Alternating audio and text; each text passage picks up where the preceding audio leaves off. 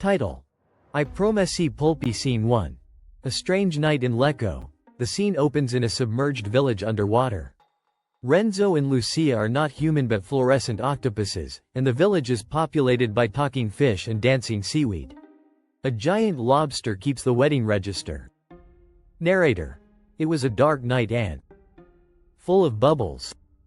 In Lecco, where there was no sea, now there was. Why? Because there was. Renzo and Lucia, betrothed octopuses, were ready to marry, but a calamity loomed. Don Rodrigo, a hammerhead shark with an insane passion for jellyfish, had decided to put his tentacles, metaphorically, on Lucia. Renzo. While stroking one of his 8 tentacles, Lucia, my sweet little squid, tomorrow we will be married, and no one, not even a hammerhead shark, will be able to separate us. Lucia.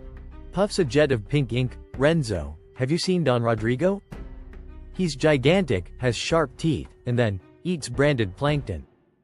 Scene 2. Don Abbondio, the lazy horse. Don Abbondio, a seahorse with an enormous belly, tries to hide behind a coral. Narrator: Don Abbondio was famous for 2 things: his cowardice and his love of mussel buffets. Don Abbondio. With trembling voice, oh, no, I cannot celebrate the marriage. Don Rodrigo said he'll send me piranhas if I do. And I don't want to end up in 1,000 pieces.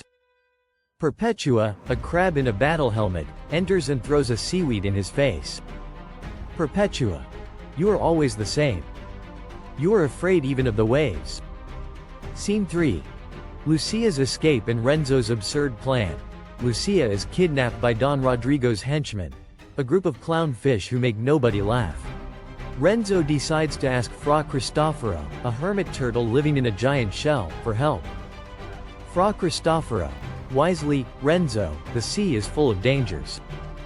But if you want to save Lucia, you must face the devastating current, and take this with you. Fra Cristoforo hands him a wooden ladle. Renzo. Confused, a ladle? Brother Christopher. Yes. It is the artifact of destiny. Or a ladle.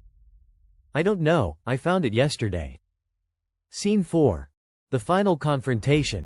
Renzo confronts Don Rodrigo in an epic underwater battle. The two challenge each other with ladle and jaws. In the end, Renzo manages to free Lucia thanks to an army of ninja mussels, who sing a strange song about freedom. Lucia. Renzo, you are my hero. Renzo. Lucia, you're all my little octopus. Narrator. And they all lived happily ever after, except Don Rodrigo, who was turned into sushi. Epilogue. The absurd moral. The narrator materializes on stage, dressed as a seahorse with sunglasses. Narrator. And what is the moral of this story? Simple. Don't eat mussel soup before going to sleep, or you risk writing stories like this. End. Curtain. Roars of laughter and confused applause.